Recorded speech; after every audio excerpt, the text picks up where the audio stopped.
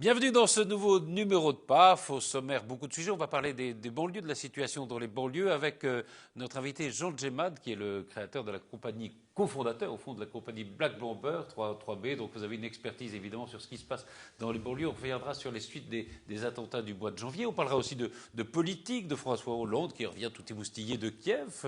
On parlera aussi de ce qui s'est passé peut-être dans le Doubs, de la montée du Front National. Est-ce que c'était un échec? Est-ce que c'était une réussite pour le Front National? Des élections départementales où il y a beaucoup de candidats. On parlera aussi peut-être du procès Strauss-Kahn, pourquoi pas, et puis de ce film dont tout le monde dit qu'il est nul, mais que tout le monde va voir, qui s'appelle 50 nuances de Grey. Surtout, Véronique Iturbide, c'est vous, hein, c'est vous qui vouliez absolument parler de ça, parce que c'est votre sexualité, au fond, qui est en jeu. Non, ça va bien? On avait dit qu'on ne dirait rien, Patrice. C'est vrai qu'on avait dit qu'on dirait rien. Ah là là, on ne peut pas lui faire confiance. Bonjour, Antonin Moulard. Bonjour. Ça va bien? Très bien, vous. Jean-Charles Lajoigny, Bonjour. vous venez avec un nouveau livre. Vous éditez, puisque vous êtes éditeur, un pur chef-d'œuvre. de Géraldine Dubois. Voilà, un de premier Henri. roman. Voilà, Voilà. un premier roman polar. Non, c'est un roman euphorisant. C'est l'histoire d'une petite vieille qui est mise dehors de son appartement en Espagne. Ah oui. Enfin, voilà. Et, C'est très belle histoire, très gaie finalement. Jean Djemad, on va en parler. Et puis Jean-Luc Madec. Bonjour. Ça va bien. Alors, Jean Djemad, oui, je voulais commencer par vous parce que, évidemment, je pense que vous avez été touché par ce qui s'est passé au mois de janvier. Et est-ce que pour vous, ça a été une surprise absolue ou est-ce que vous aviez senti monter comme ça des tensions parce que, après tout, vous avez beaucoup travaillé dans ce qu'on appelle les quartiers et vous avez, grâce à la culture, réussi à faire émerger des choses, mais peut-être que cette culture est peut-être un peu en panne aujourd'hui. Alors, à la question, est-ce une surprise? Non, pas du tout. Mais absolument pas du tout. Ensuite, le terme culture me paraît impropre, car en vérité, la culture, c'est déjà la somme de ce qu'on a produit quand on est dans un processus pour se cultiver. Donc, je voudrais juste souligner le fait que c'est le rapport à l'art qui est émancipateur et que c'est un petit peu là le principe actif de toutes les démarches qu'on a menées, notamment au sein du projet Black Bomber. D'accord. Mais vous avez été en contact avec, avec des, ah oui, des mais jeunes je gens. suis en permanence En contact avec des jeunes maintenant, gens qui pourraient être sensibles à un certain discours, non? Bien sûr. Il y a 30 ans, il y a des tas de jeunes gens qui avaient la même énergie, la même envie de vivre de grandes aventures lointaines, la même envie d'être des héros pour eux-mêmes, pour leur environnement. Et les processus qu'on a mis en place avec le Théâtre de l'Unité et quelques autres artistes ont permis à tous ces jeunes gens de faire histoire avec nous, d'abord avec les artistes, de se faire reconnaître et ensuite de pouvoir rentrer, trouver place dans le récit commun. Il faut dire qu'il y avait urgence puisque nous étions au début de la création d'une ville, de cette communauté d'agglomération, voilà, qui était la ville nouvelle à l'époque de 50 ans en Yvelines, et que à cette époque-là, nous étions appuyés sur tous les savoir-faire de l'éducation populaire et avec des moyens conséquents de l'État en particulier et, disons, des pouvoirs publics en général. Une volonté donc politique. Absolument, puis des moyens qui sont là. Enfin, par exemple, j'ai créé une opération qui s'appelait Info Jeunes.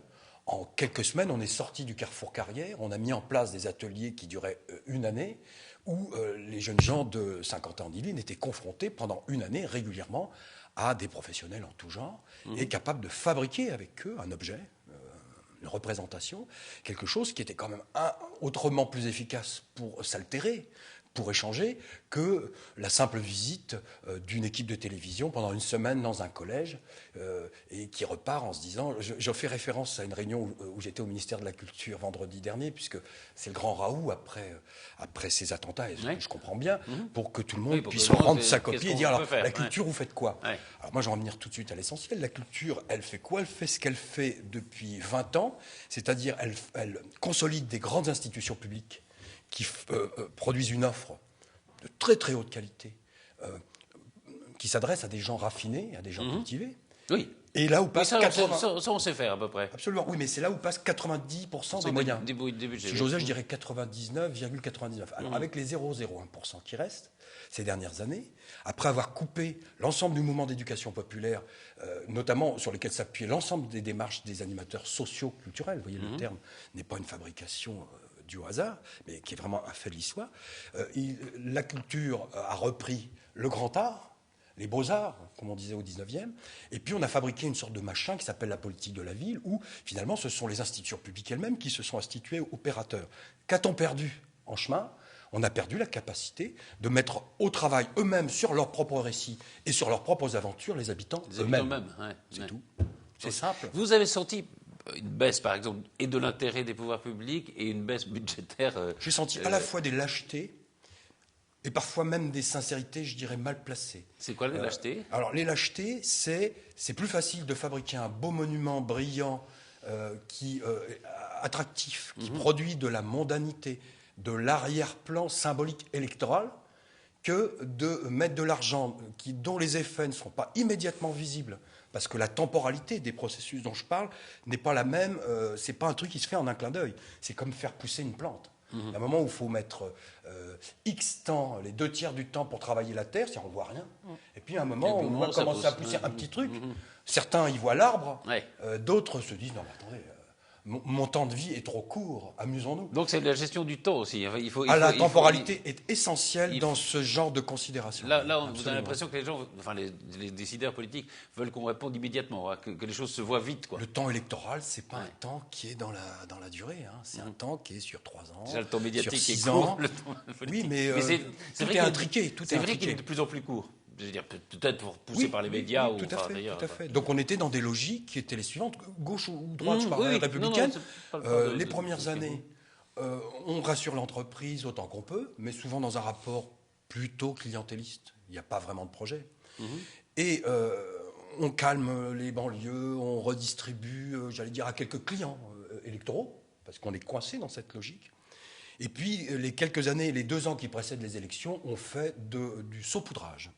C'est-à-dire, on va essayer de rattraper comme ça quelques électeurs, avec quelques préjugés, notamment que les milieux populaires sont des milieux qui votent moins, voire que les milieux populaires dans lesquels se trouvent des gens d'origine étrangère ne sont pas des votes qui nous intéressent. C'est-à-dire qu'on continue de nier la francité d'un certain nombre d'individus qui sont là par le fait de l'histoire et qui n'ont pas envie d'avoir une histoire différente que celle de leurs autres petits camarades jeunes français, mais nés en France depuis très longtemps, enfin dont la famille est originaire de France depuis très longtemps.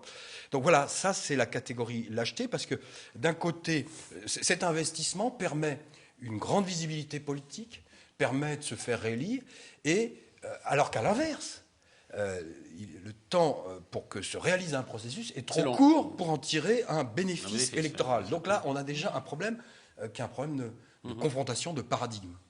À chaque fois, d'ailleurs, c'est le cas. Hein. Donc les deux ne s'accordent pas. Hein. Et puis la deuxième, par lâcheté, et par facilité, donc comme je viens de m'en expliquer à l'instant, et parfois par incompréhension. C'est-à-dire que voilà des gens qui sont encore convaincus.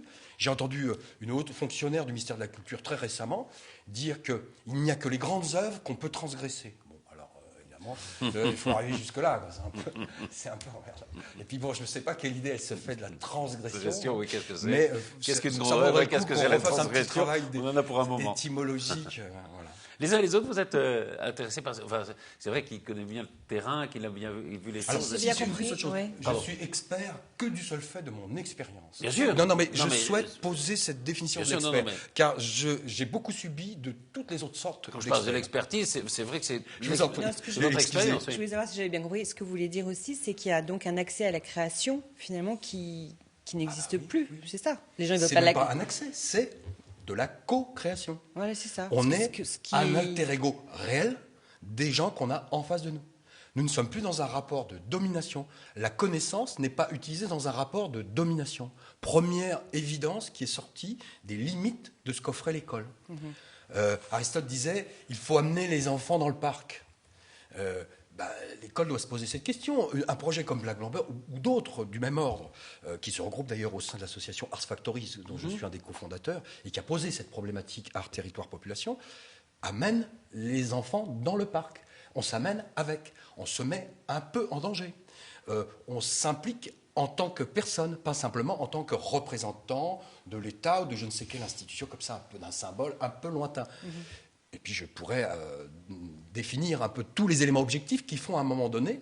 Alors, vous voyez, ce qu'on appelait le défi dans la danse hip-hop au début. Je trouve que oui, parce que vous avez spatialement, c'est une belle image de cette manière de sociométrie.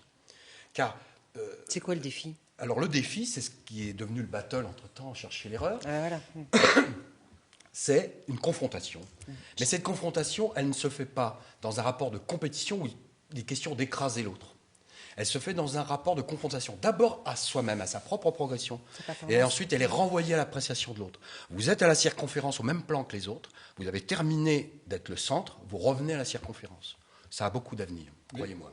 C'est pas un peu curieux de créer comme ça des cultures pour une partie de la population? C'est-à-dire que j'ai rien contre le hip-hop, mais le hip-hop, je veux dire, ça parle à qui? Ça parle aux gens qui, effectivement, d'un certain milieu, dans une certaine banlieue, et ça franchira jamais le cap de ce que vous dénonciez tout à l'heure, les beaux quartiers, les gens cultivés. Donc, je veux dire, pourquoi avoir une culture? On a un peu l'impression qu'il y a une sous-culture. On dit, bah tiens, ça pour la banlieue, bah ça c'est pas mal. On va les faire danser, on va faire des défis, on va faire des choses. C'est un peu curieux parce que vous parliez tout à l'heure de grandes œuvres, c'est important les grandes œuvres et puis la culture. Enfin, je veux dire, c'est pas parce qu'on est en banlieue qu'on pouvait pas s'intéresser à Proust, si. Enfin, je veux dire, on est obligé de faire des choses. Absolument. Sauf que quand on est en banlieue, on n'a pas le référentiel.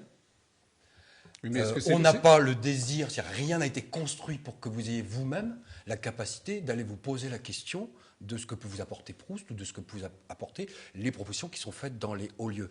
Donc, je voudrais rectifier plusieurs choses dans ce que vous dites. D'abord, je ne fais pas l'apologie du hip-hop. Je cite un élément spatial dans une des formes de l'expression du hip-hop, qui est une des formes dans la danse, qui était le défi qui me paraît très intéressant à étudier du point de vue de la sociométrie et de la géométrie sociale, qu'on pourrait développer si ça vous intéresse. Donc, rien de plus. D'autre part, quand vous dites « on », je ne sais pas d'où vous vous placez. Moi, je préfère dire « nous » ou « je », de ce point de vue-là. Et donc, si le « on », c'est ceux qui considèrent ce que les autres doivent avoir pour évoluer ou pour se nourrir, alors je dirais deux choses. La première, bien sûr, et je le répète, nous ne sommes pas contre les offres les plus raffinées, puisque c'est l'objectif. L'objectif, c'est de devenir raffiné. Tout le monde. Tout le monde. Par contre, là où on fait différence, c'est qu'on introduit, que ce soit à travers le hip-hop. Le hip-hop, c'est facile parce que c'est quelque chose qui leur parle d'emblée. Donc c'est un point de départ sur lequel on a une sorte d'accord tacite. Après, il ne faut pas faire d'erreur. Et ce hip-hop dont je vous parle, moi, celui qu'on a fabriqué dans Black Blamber, c'est pas de reproduire de manière démagogique ce qui se passe spontanément dans la rue. Je ne vois pas l'intérêt. Ce qui était intéressant pour nous, c'était de poser la question de l'écriture, c'était de poser la question de l'arrière-plan, de construire une pensée, construire un esprit critique. Voilà ce qui se joue. Alors ça se joue dans cette expression artistique comme dans d'autres. Et là j'élargis en disant que l'art pour moi, ou les arts et la recherche scientifique sont les deux lieux de la capacité de transformation des individus et des sociétés. C'était un des points essentiels de ce que fut l'éducation populaire. Donc voilà un premier élément de réponse pour ne pas me retrouver enfermé là-dedans. Et bien entendu, les grandes œuvres. Alors là, et je vais vous répondre très concrètement, il a fallu 6 ans, parce que là, moi j'ai une expérience de 30 ans vécue. Au début, on disait, ouais, mais vos évaluations, évidemment, il n'y avait rien d'opposable. Alors on ne pouvait pas se référer. Bon. Mais en 30 ans, on a construit nos évaluations, on a observé l'évolution des gens. J'ai observé qu'il fallait à peu près une moyenne de 6 ans pour des gens qui rentrent dans un processus, pour transformer, je vais le dire de manière caricaturale, naturellement, mais je pense que c'est le but, pour transformer l'achat d'un billet pour le PSG en achat d'un billet pour l'opéra. Voilà. Mais 6 ans. Ça existe, ça se fait. Changement de milieu social, changement de quartier, changement de regard sur le monde. Mais je vais vous dire des trucs simples. Regardez.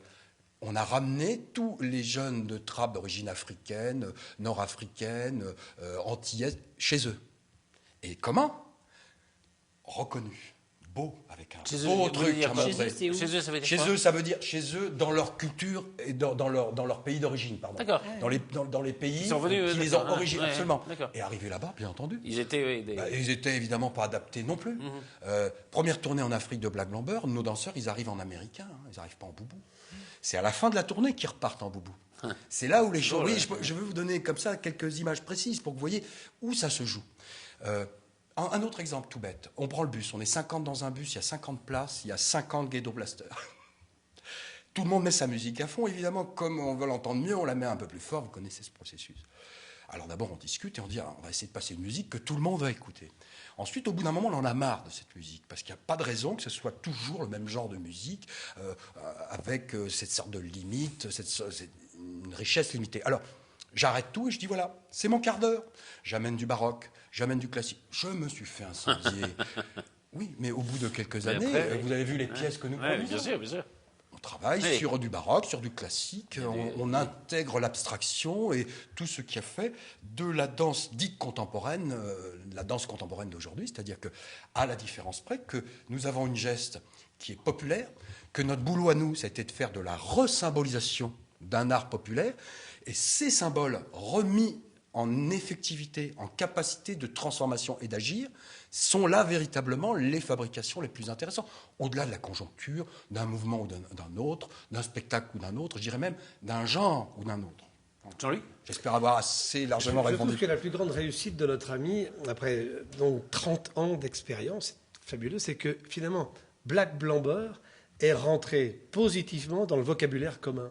C'est-à-dire que, comme un certain nombre d'autres choses, Frigidaire, fermeture éclair, Black Blamber est rentré dans le langage commun. Et quand on veut exprimer aujourd'hui de façon positive le mélange des individus, quelle que soit la nature de leur activité, on parle d'un groupe Black Blamber. C'est, je crois, la plus belle réussite. Je ne connaissais pas dans le détail l'expérience et toutes ces années. J'imagine que ça a dû être un travail énorme.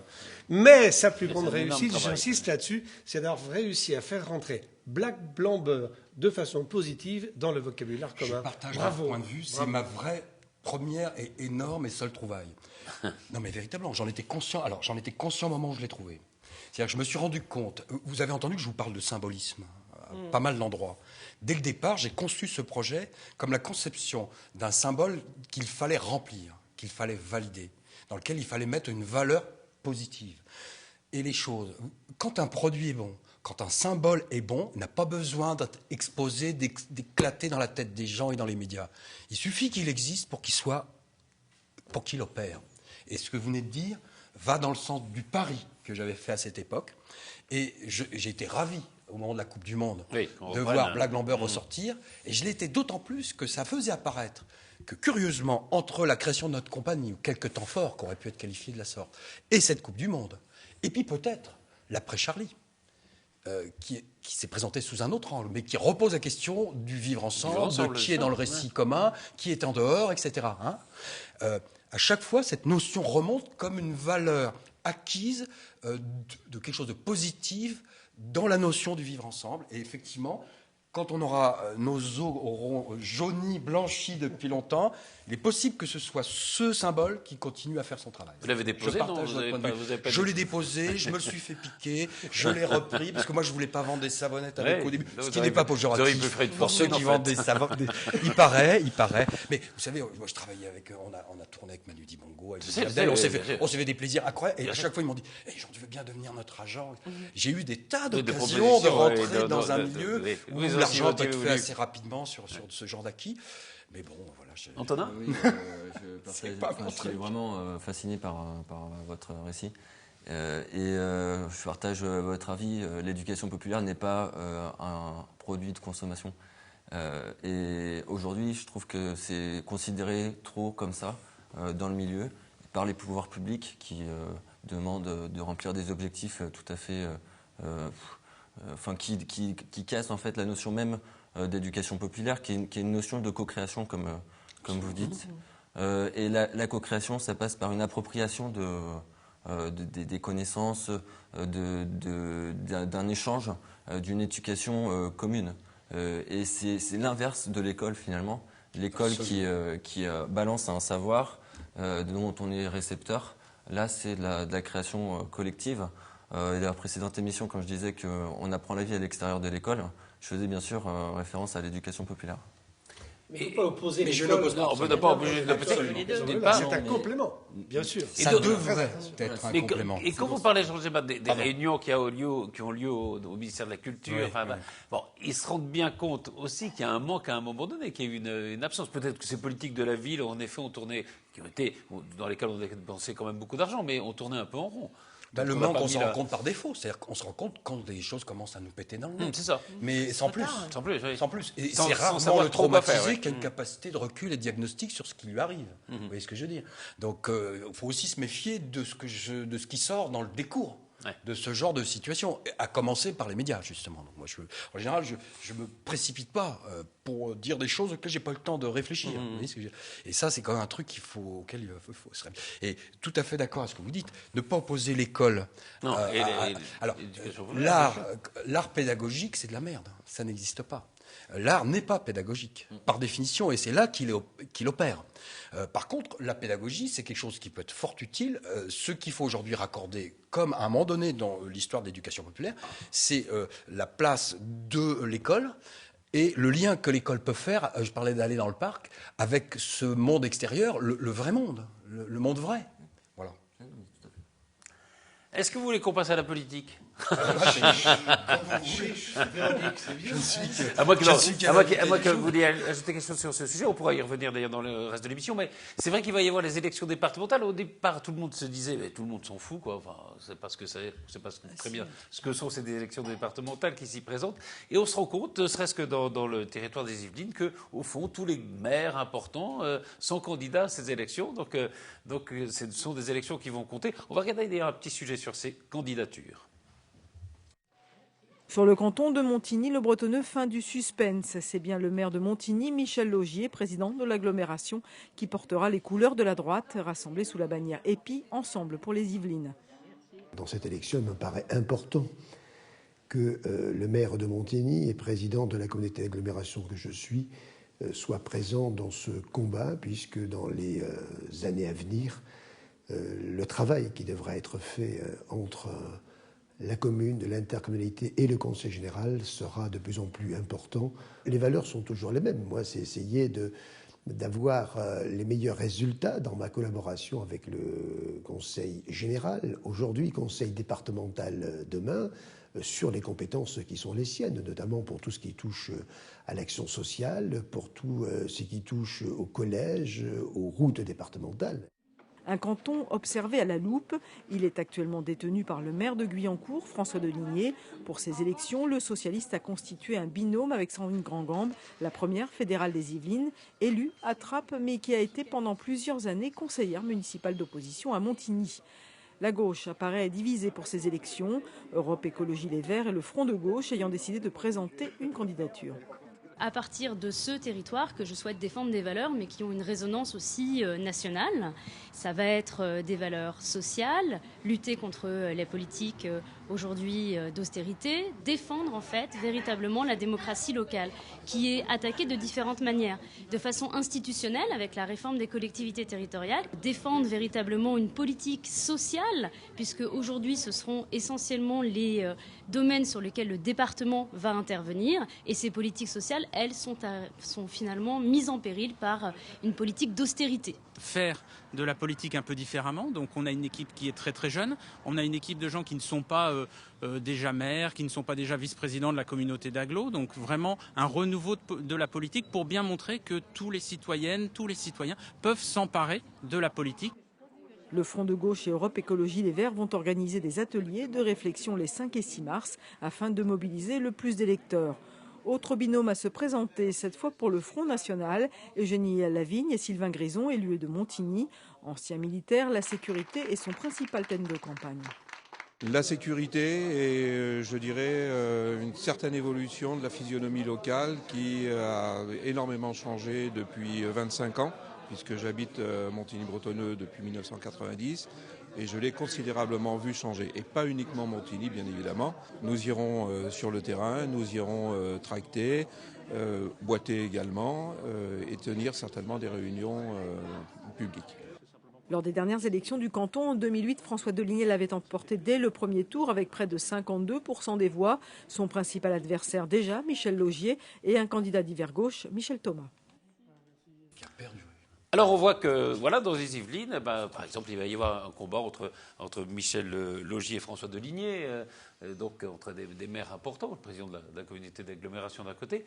Ça veut dire quoi? Ça veut dire que ça intéresse plus les partis politiques, ces élections, que les électeurs? Moi je crois que oui, dans le sens où cette élection cantonale va, avec les élections régionales au mois de juin, être le moyen à la fois pour les Français de s'exprimer et pour les élus de se compter. Donc inévitablement, les retombées de cette élection cantonale et également les retombées de l'élection régionale marqueront très fortement ce qui va se passer après pour 2017, c'est-à-dire l'élection présidentielle qui est la principale élection dans notre République. Donc il y aura un impact national évident et quand on voit que les leaders s'impliquent dans les cantonales, ça veut bien dire ce que ça veut dire. Comptons-nous, disent-ils. Enfin, ça fait longtemps généralement que le parti au pouvoir perd toutes les élections intermédiaires. Ouais, ça ne veut rien dire aujourd'hui. Moi, je pense qu'on va surtout compter les abstentionnistes. Mais enfin, oui, je pense qu'il va y avoir quand même beaucoup d'abstention. Hein. Tout le monde s'en fout quasiment, et surtout personne ne sait pourquoi on va voter et ce que vont faire les gens qui sont élus. C'est ça le vrai problème. Donc c'est une élection dont les partis politiques sont ravis, et c'est normal, c'est le boulot des partis politiques de préparer une élection, de présenter des candidats, de s'unir, de se désunir. Ça, c'est le jeu démocratique et ça me ravit. Mais je pense qu'il y a un énorme déficit d'information. C'est-à-dire que personne ne sait à quoi sert. C'est pas très bien ce qu'on va donner les départements. Je trouve qu'ils sont quand même en campagne en ce moment. Ils sont sur les marchés, ils sont prêts à discuter avec tout le monde. Et je trouve qu'au contraire, on peut leur poser des questions très concrètes et y répondre. Et il suffit d'aller leur demander aussi quel est leur programme. Mais c'est vrai que et aussi, il y a une autre l'avenir chose. des départements, de la réforme régionale, oui, après, c'est autre chose. Ça n'est pas très clair. Bon, après, ce qui est bien aussi cette année, c'est ce concept de binôme homme-femme et qui oblige à aller chercher des femmes ailleurs que dans le vivier de base des militants, des femmes de la vie civile, qui connaissent la vie, et ça va être très bien. Antonin ? Oui, vous êtes d'accord ? Je trouve qu'effectivement, il y a un déficit d'information électorale, que c'est pas très clair ces élections, et notamment le ministère de l'Intérieur a changé les dénominations des listes d'union de la gauche. Donc en fait, par exemple, maintenant, quand le PS sera en co-titulaire avec une autre formation de gauche, la dénomination officielle sera Union de la gauche, et quand ce sera le PCF, ELV ou le Front de gauche avec un autre parti, ce sera Divers gauche. Moi je pense que c'est assez malvenu que le PS qui va perdre ses élections cherche à dissimuler la réalité du jeu et des clivages politiques. Et à ce titre-là, il y a un exemple assez formidable à la Verrière, avec Alain Jage et Benoît Hamon qui ont annoncé une liste Front de gauche PS, alors que c'est faux, factuellement.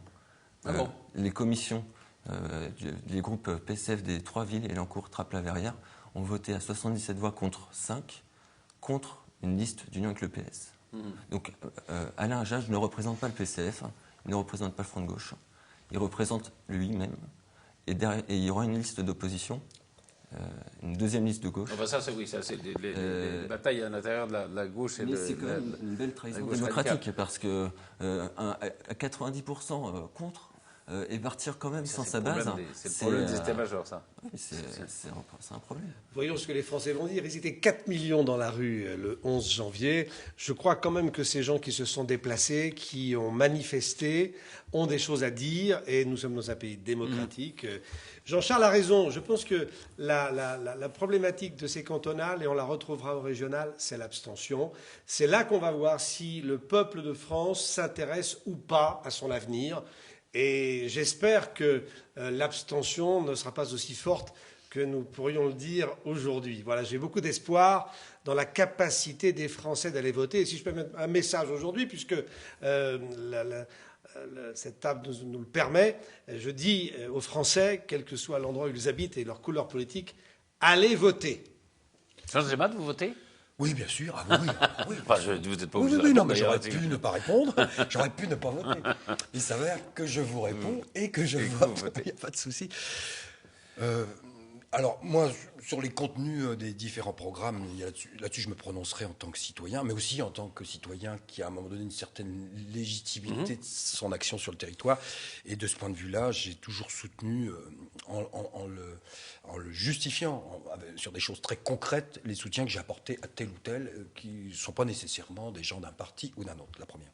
Et la deuxième chose, et je n'ai pas envie d'ajouter davantage de choses, c'est que effectivement, c'est très intéressant qu'il puisse y avoir des personnalités qui soient cooptées, en tout cas de l'extérieur des partis, parce que ça m'amène à la réflexion moi, que je veux apporter autour de cette table, c'est que là encore, le problème de la représentation est biaisé par un objet qui est le parti, c'est-à-dire une sorte d'objet vertical qui ressemble à toutes nos institutions, où les rapports du haut vers le bas de domination sont à l'œuvre, et où très furieusement se construisent les contenus qu'ensuite on va mettre en musique dans la représentation élue.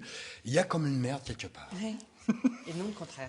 Ça s'appelle l'absence de représentativité. C'est pour notre pays l'absence ou la faiblesse des corps intermédiaires. Je suis pas d'accord. Il faut que les partis fassent leur boulot. Je l'ai lancé un peu comme ça. Les partis politiques qu'on critique beaucoup trop. Alors il y a effectivement des choses à revoir, mais les partis politiques c'est quand même des lieux, des endroits où les gens réfléchissent, où les gens cogitent, et on n'est pas dans une espèce de café du commerce permanent. Je veux dire, avec cette représentation que tu critiques sans arrêt, qui serait pas démocratique, c'est des gens qui se présentent, c'est des gens qui bossent.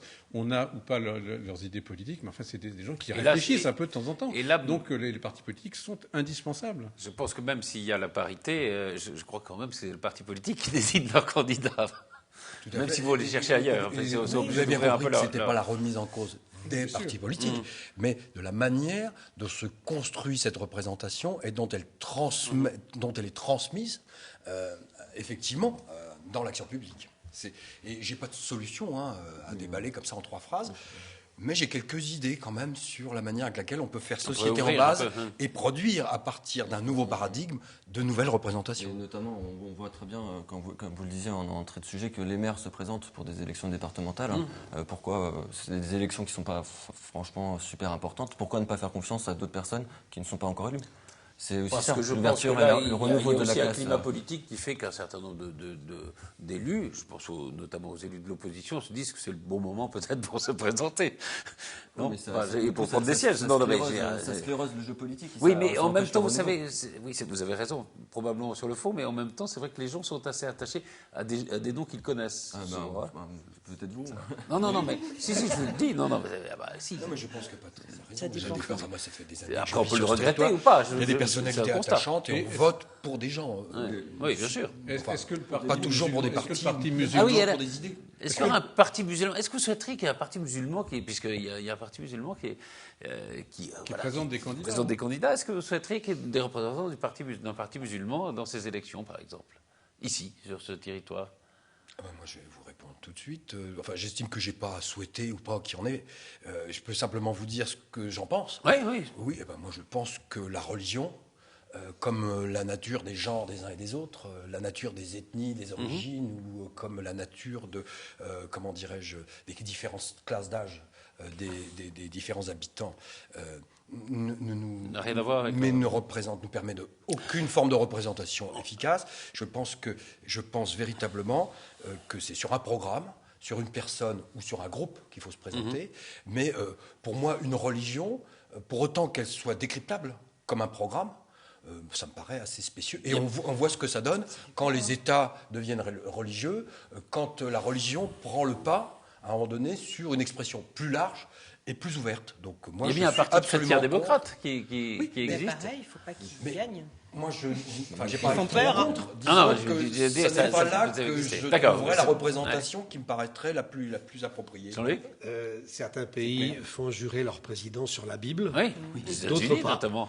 Je considère pour ma part, très modestement, que la religion est une affaire strictement personnelle et intime, et que la religion n'a pas à se mêler de politique. Voilà, c'est ce qui apparaît dans ma réflexion intellectuelle. Maintenant, pour en revenir à ce que disait Jean-Charles, moi je n'attaque pas les partis. Je ne considère pas comme les partis des choses sans intérêt. Non, les partis politiques, bien entendu, doivent représenter le peuple. Ce qui m'inquiète, moi, et je reviens sur ce que vous disiez à l'instant, c'est qu'il y a une difficulté entre le parti politique et la représentation du peuple français. Et je considère... Il n'y a peut-être pas assez de monde dans les partis, d'ailleurs. Plusieurs fois, et Jean-Charles, à chaque fois, me dit, mais non, c'est pas ça. Je considère que les syndicats salariés, c'est qui? C'est essentiellement des syndicats de fonctionnaires. Et les syndicats patronaux, on n'entend parler que du MEDEF. Moi, je suis désolé, je représente des quantités, des dizaines de milliers d'entreprises qui ne sont pas représentées par le MEDEF. Et hélas, on a mis un sparadrap sur toutes les autres représentations patronales ou salariées dans ce pays. Et je considère qu'on n'encourage pas suffisamment la syndicalisation, qu'elle soit salariée ou patronale. Donc je crois qu'il y a un effort considérable à faire dans ce domaine en France. Et peut-être qu'il faudrait que les citoyens se mettent dans les partis, après tout. Mais ils y prennent le pouvoir. Par les corps c'est une question d'envie. Ouais. Personne n'a envie de la politique. Je ne suis pas sûr qu'il n'en ait pas envie, mais la structure même de l'organisation de notre pays est telle qu'on n'est pas très motivé et peu mobilisé, sauf quand il y a des cas très durs, comme au mois de janvier, où là, vous avez vu, la réaction du peuple a été très très forte. Je pose la question, pourquoi est-ce qu'on devrait se mettre dans des partis quand le vote des militants n'est pas respecté? Moi, je prends l'exemple, par exemple. Mais c'est un exemple concret. Mais vous pouvez démissionner, oui. Tout à fait. Non, mais je veux dire, c'est aussi le fonctionnement des partis politiques qui fait que quand les personnes restent trop au pouvoir, elles s'émancipent de leur base. Ça, c'est un fait sociologique qui est avéré et démontré. Elles s'émancipent de leur base et elles vont chercher là où est leur intérêt personnel.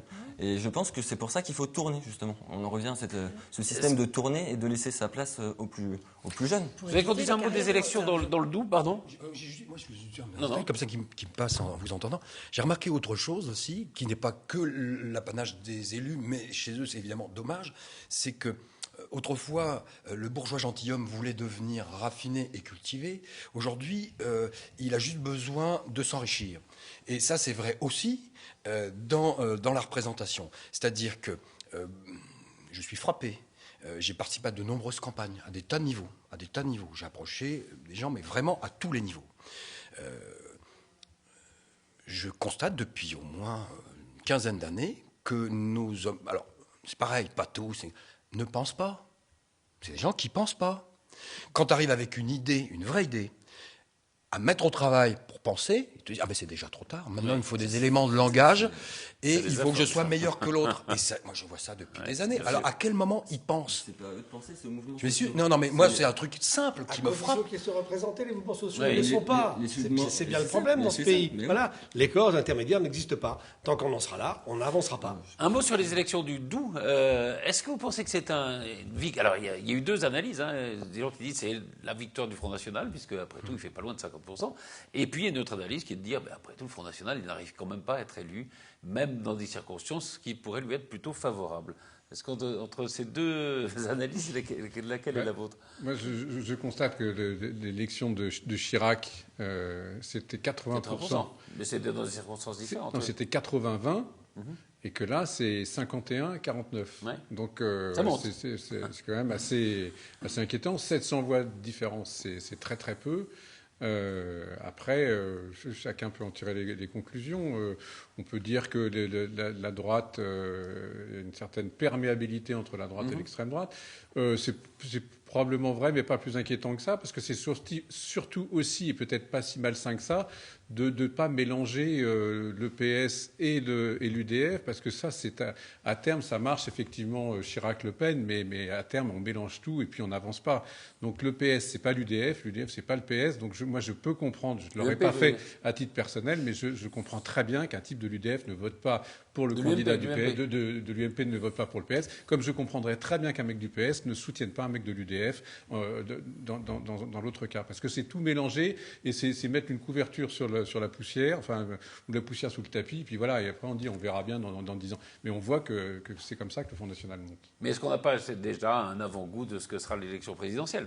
C'est probable. En plus, on est dans une circonscription ancrée à gauche historiquement. Oui, voilà, pas totalement historiquement, parce qu'en 2002, il y a eu une victoire. Quand même. La gauche a beaucoup baissé. Bien sûr. Ouais. Donc c'est un signe. C'est un signe. Il peut nous inquiéter. Mais ça veut dire que celui qui se présente contre le Front National est élu à chaque fois. C'est bien le calcul d'ailleurs de la droite républicaine et du Parti socialiste aujourd'hui pour 2017. Jean-Charles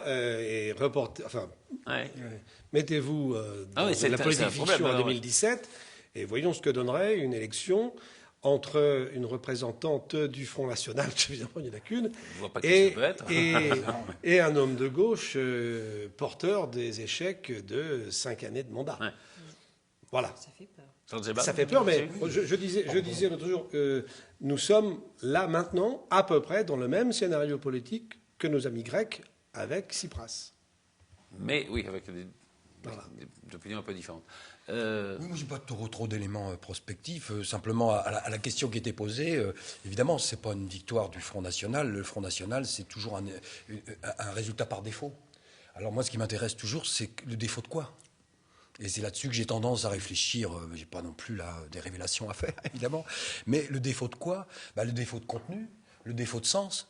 Enfin, tout ce qui fait qu'à un moment donné, on va vers... comment ? Alors, c'est peut-être énorme ce que je veux dire, mais comment un mec comme Hitler arrive au pouvoir ? Par défaut. Peur, défaut. Par le Au vote. bout d'un moment, il n'y a plus qu'un gars qui rassure tout le monde. Par le vote, en tout cas. Qui transforme les tombereaux de Deutschmark de la fin des années misère, après le krach de Wall Street et les effets sur l'Europe, en rassurance. Alors c'est le bon gars. Et quand les gens ont faim, quand les gens ont peur, quand les gens ont froid, ils prennent d'abord ce qui les réchauffe, puis ils réfléchissent après. Moi, je prône évidemment que pendant qu'on en a les moyens, pendant qu'on est encore une société assez riche, on se donne les moyens de permettre à chacun de réfléchir, oui.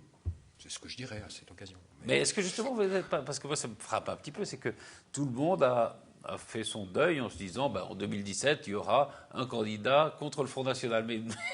Mais comme si c'était une évidence, c'est comme si s'il n'y avait pas d'autres possibilités, quoi. Enfin, oui, parce qu'au-delà du rejet... En se disant, au fond, c'est plutôt bon signe, parce que si on est dans le deuxième tour, on sera élu, quoi, en gros. Au-delà du rejet, il y a la capacité... La capacité à être entendu. Le peuple de France n'est pas entendu. Qui est tout le monde ? Si vous prenez l'UMP ou le PS, il ne raisonne que comme ça. Enfin, le problème du l'UMP et le PS, c'est d'être qualifié pour le deuxième tour. À force de dire, si on est qualifié au deuxième tour. À force de dire que tout le monde dit que le Front National sera au deuxième tour, c'est qu'il sera vraiment au deuxième tour. Donc il faut aussi commencer à aller sorte de fatalisme, dans les quartiers, dans les lieux de vie, voir ce qui se dit et faire de l'éducation populaire. Oui, tout à fait. Entendre cette parole et puis la remettre à bonne distance, c'est là sûr. Aussi, c'est on est au cœur, ce que je disais tout à l'heure, est au cœur de la capacité à fabriquer cette distance. Les gens qui n'ont pas étudié l'histoire, évidemment, n'ont pas cette distance. Ils vont aller vers une facilité, vers de la rassurance immédiate, ce qui est nous sommes tous assez humains.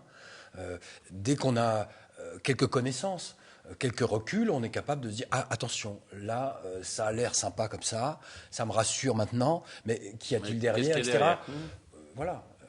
Mais souvent, le jeu des différents partis et des rapports de force entre les partis, là aussi, se fait au-dessus du sens que pourraient éventuellement donner des habitants à un contenu politique ou à un espace politique.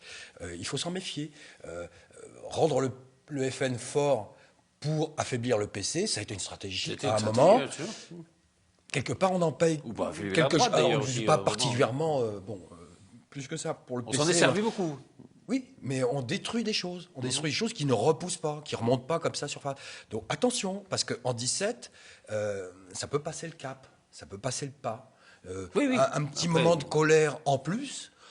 Un petit climat qui se dérègle, il fait chaud peut-être 3 jours de trop ou de plus. Il y a des violences, il y a les événements de la jeune femme qui avait été contrôlée avec le voile. C'était juste une sorte de marmite comme ça. Alors, c'était début de Ramadan, pleine lune. Si vous mettez tous des éléments réellement objectifs sur les comportements humains, vous vous rendez compte que c'était impossible que ça se passe autrement. Ah oui, ça c'est clair. 2017, ce jour-là. Imaginez une femme de chambre dans un grand hôtel en train de faire une gâterie. Alors justement, et on n'est pas bien. Est-ce que vous avez un peu suivi le procès Strauss-Kahn, enfin ce qu'on appelle le procès Strauss-Kahn, le procès de Carlton, enfin lu un petit peu. Et est-ce que vous êtes frappé? Ça a peu d'intérêt pour moi. Peu d'intérêt, mais c'est assez intéressant parce qu'il y a d'un côté le plan juridique. D'ailleurs, le président l'a assez bien dit. On est là pour faire du droit, on n'est pas là pour faire de la morale. Il y a un truc qui va pas. Or, on a l'impression que c'est quand même un procès assez moral, me semble-t-il. Je pense d'ailleurs que c'est ce que les Français qui s'y intéressent attendent. C'est d'avoir un peu de nettoyage. Parce que là, visiblement, on est allé avec ce monsieur qui est représentatif d'une certaine forme de cette société de l'élite, oui. intellectuelle, matériellement très à l'aise, et qui se on sent croit qu'il ne reste rien nulle part de toutes les lois. Et moi, les quelques amis que j'ai avec lesquels on parle de cette affaire me disent tous c'est dégueulasse, il faut nettoyer tout ça. Voilà. Et donc ce monsieur est finalement la caricature, la représentation de ces dérives abominables qui ne sont plus supportées par la société française. Je ne sais pas ce qu'il en sera, mais en tout état de cause, je m'y intéresse que de loin. Je n'ai pas très envie de connaître les détails des habitudes sexuelles de M. Strauss-Kahn. Ça m'intéresse assez peu. Non, mais on a l'impression qu'il y aura probablement une victoire judiciaire et une défaite morale. Mais espérons que ce soit le contraire. Il va être acquitté de toute façon. Pardon ? Il va être acquitté. Il va être relaxé. En tout cas, c'est un oui, procès. Et quand on voit les 3 fémènes qui sont arrivées, qui se font accuser d'exhibitionnisme sexuel, alors que c'était juste un acte politique, somme toute assez courageux, et en plus il faisait faire un froid de gueux. Assez courageux, il ne faut pas exagérer. Mais si, je trouve ça courageux, ça caille à Lille. C'est probablement courageux de montrer ses seins sur la place rouge sous Poutine. Si, bref, peu importe. C'est violemment quand même par les policiers. Ah oui, c'est pas une partie de plaisir à mon avis. Maintenant, le fond du problème, c'est que c'est effectivement sur la morale, mais le vrai, et la vraie et seule question, c'est est-ce que oui ou non, la prostituée qui dit qu'elle a été violée par Strauss-Kahn, elle dit le mec me tenait les mains et je me suis fait sodomiser, c'est quand même la définition typique d'un viol, ça. Enfin, je veux dire, ou alors je ne connais rien du tout. Donc soit c'est un viol et il faut qu'il soit accusé de viol, mais sinon après il peut sodomiser qui il veut, c'est son problème. Si la nana est consentante, c'est le mec qui est consentant. Donc on déborde complètement. Soit il a violé quelqu'un et c'est effectivement extrêmement répréhensible et c'est pour ça qu'il faut lui faire un procès. Mais c'est pas du proxénétisme. Oui, mais c'est pour ça que s'il était au courant que les filles étaient payées, c'est du proxénétisme. Le code pénal contre les proxénètes, il y a plein de critères. Il rentre dedans, il y en a un pour lui, ça c'est clair. Et ça mériterait des heures de débat, mais en tout cas, ce qui est important, si vraiment il est avéré qu'il y a un type qui tient une nana pendant que l'autre lui monte dedans, je suis désolé, c'est un viol. Donc, il n'est pas accusé de viol. Mais non, il est accusé de proxénétisme. C'est là où on tombe sur la Ségolène Royal dirait que cette glauquitude est affligeante. Oui, parce qu'affligeant, c'est que c'est toujours c'est lui qu'on écoute. Et la description qui est faite de ça, c'est bien pire que ces... Après, mais vous avez vu quand même que les sondages disent qu'il aurait fait un meilleur président que François Hollande. Après, ça ne retire rien à ses compétences intellectuelles. Là, on est en dessous de la ceinture. S'il était si intelligent que ça, comment est-ce qu'il a pu imaginer que ces personnes ne soient pas payées? Je ne sais pas, je ne suis pas psychologue. Il ne faut pas tomber dans la stigmatisation. Il y a des tonnes d'histoires tous les jours dans les palais de justice du même genre. C'est pas que Strauss-Kahn. Il y a plein de mecs qui se conduisent comme ça, plein de nanas qui ont cette vie-là, etc. Je veux dire, c'est le quotidien des tribunaux. Donc là, tu stigmatises, on en a marre, il faut nettoyer. Pourquoi non, mais je dis que la société française en a assez d'entendre une personnalité qui ne doit pas être très sympathique sexuellement pour la majorité des filles qu'il rencontre. C'est une évidence. Puis voilà, mais je veux dire, il est représentatif de rien, si ce n'est que lui-même, Strauss-Kahn. Faut pas en faire un... Tel qu'il est présenté par la presse, il est présenté comme une caricature, quand même. Oui, tout à fait. Bonne raison pour parler tout le temps de ce gars-là. C'est un bon client des médias. Exactement. Je ne vois que ça. Exactement. C'est tout ce que j'ai à dire. Oui, parce qu'il reste que ça. Parce que la justice faire son travail. Non, parce que c'est extrêmement bien. Oui, mais parce que c'est extrêmement croustillant. Parce que là, mais il n'y a que ça. Ça n'est que ça. Il y a de son côté de la perversion sexuelle et puis de ceux qui commentent et qui regardent du voyeurisme. Moi, je m'en fous. C'est vraiment, je m'en fous. Jean-Luc fait un peu sa rosée en disant ça m'intéresse pas du tout. J'ai même pas envie d'en parler. On sait très bien. J'ai l'air de faire de la rosée, c'est sûr. On sait très bien que ça intéresse tout le monde, ça amuse tout le monde, c'est croustillant. Et bon, je ne vais pas faire la transition à la place de Patrice, mais c'est pourquoi est-ce que tout le monde va aller voir le film pour parler? C'est pour les mêmes raisons. Vous allez le voir, le film 50 Moi, j'ai du mal à lire le livre. Et comme le film apparemment est encore plus édulcoré. C'est nul, mais enfin, il fait quand même. Sauf le Parisien. Le Parisien me fait 2 pages pour dire que c'était génial. C'est très bien.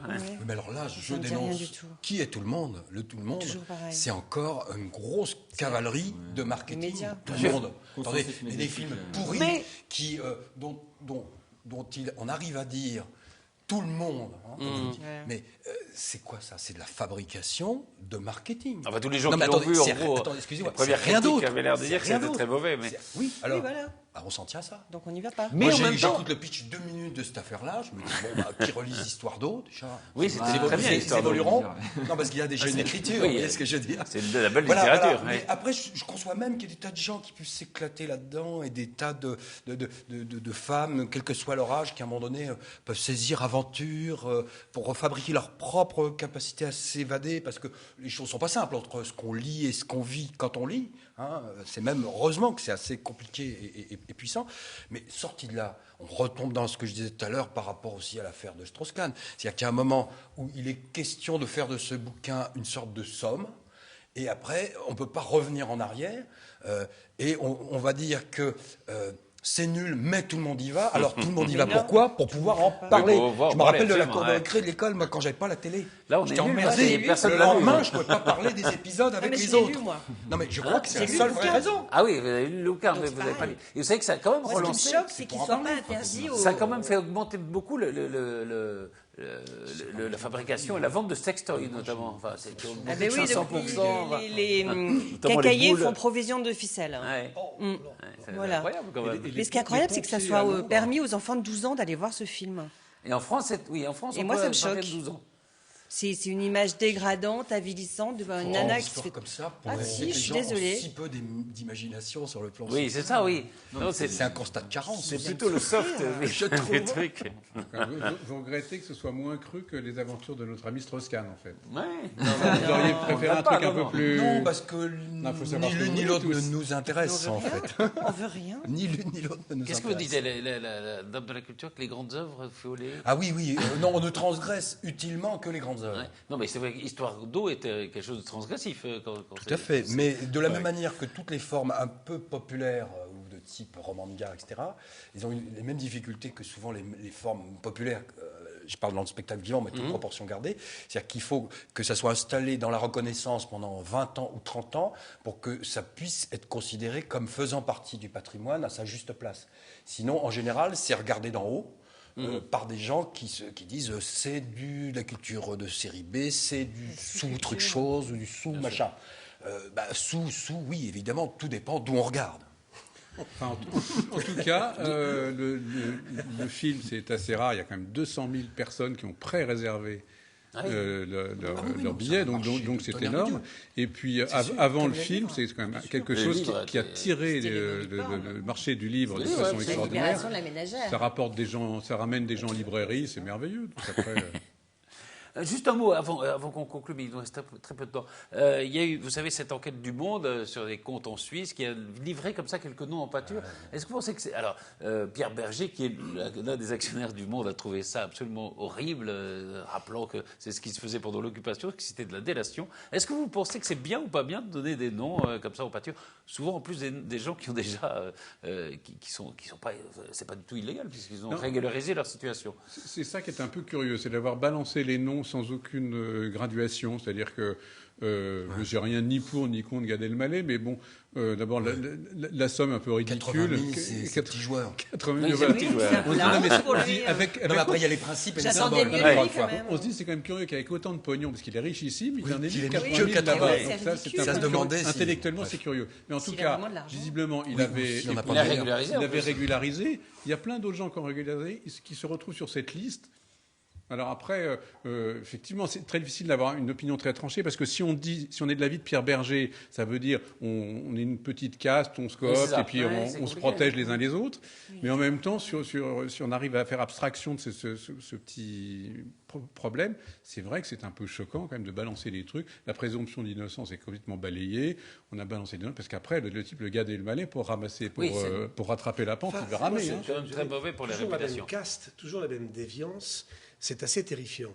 Alors, clairement, les noms qui ont été balancés pour le grand public, c'est l'arbre qui cache la forêt, tout le monde le sait. Je vous rappelle le chiffre, quand même, c'est 180 milliards d'euros de détournement. Les plus gros sont déjà partis, ils sont pas dans la liste. Les plus gros sont déjà partis. Ils sont déjà en Asie, pas dans la liste. Et ce qui est en cause depuis 7 ans dans cette affaire, avec des freins de partout, et hélas des victimes, parce que si vous suivez un peu cette affaire, il y a des morts, d'accord ? dans d'autres affaires aussi glauques et aussi terrifiantes, mais à moindre portée financière, Clearstream par exemple, c'est des choses absolument abominables. Et ça, on devrait en parler avec un tout petit peu plus d'éclairage. Je recommande un film qui s'appelle L'Enquête sur l'affaire Clearstream. Oui, tout à fait excellent. Juste un mot, parce qu'il va falloir qu'on se quitte. Jean Djemad, oui, juste par rapport à la question, là où je suis d'accord, moi, comment ça s'appelle, Berger, c'est que c'est pas la peine de mettre les gens en place publique. Je ne vois pas l'intérêt. Par contre, que ces gens-là soient dénoncés à la justice en bonne observation de la loi, alors ça me paraît une évidence qui est incontestable aussi. C'est tout. Un mot, est-ce qu'il y a une actualité de Black Blamber Oui, alors, on prépare, comment dirais-je, un film avec une société de production qui s'appelle Château Rouge, sur une sorte de synthèse documentaire à l'occasion des 30 ans, toujours sur le thème, vous avez compris, qui nous tient à cœur, c'est-à-dire qu'au-delà même de nos histoires, des gestes beaux ou pas beaux d'une époque ou d'une autre qu'on a pu produire, le fait qu'on ait été un des constituants du récit local, régional, national pour le coup, et je le revendique, d'abord européen. Et d'abord européen. Oui, parce entendez que bien. C'est une aventure là, je mets une sorte de mais poids, vous l'avez senti, et d'abord européen. C'est-à-dire que s'il y avait eu une dizaine d'expérimentations de ce genre, capables de mettre en histoire, comme Erasmus, à travers des histoires de cette nature-là, c'est-à-dire qui consolident des liens à vie, qui fabriquent de la société. Alors oui, je pense qu'on aurait fabriqué de l'Europe, et après on en aurait fait les contours, et on aurait plus facilement réussi à harmoniser la fiscalité, à faire des tas de trucs qu'on n'arrive pas jamais à faire, parce qu'on fait tout à l'envers. Voilà. Alors le documentaire est en train de se faire. Oui. Et alors on en reparlera, parce que TV-Fil sera partenaire de ce alors j'en suis absolument ravi. Je sais depuis peu que TV-Fil en est partenaire. Il y a un titre, mais je ne le donne pas encore, parce que ça peut encore changer. Oui. Work in progress. Et puis il y aura sans doute aussi une soirée avec les anciens de la compagnie, où viendront quelques amis stars et d'autres moins, comme Manu Dibango peut-être, dont j'attends la confirmation, DJ Abdel qui a déjà donné sa confirmation, et quelques autres très connus avec lesquels... ça, on s'en fout. C'est leur problème. On n'est pas police des frontières. Merci. On ne tue pas à l'André. Merci pas beaucoup. là-dessus en tout cas. Merci beaucoup Jean Djemad d'avoir partagé ce moment avec nous. Merci à vous tous, et on se retrouve très vite pour un nouveau PAF.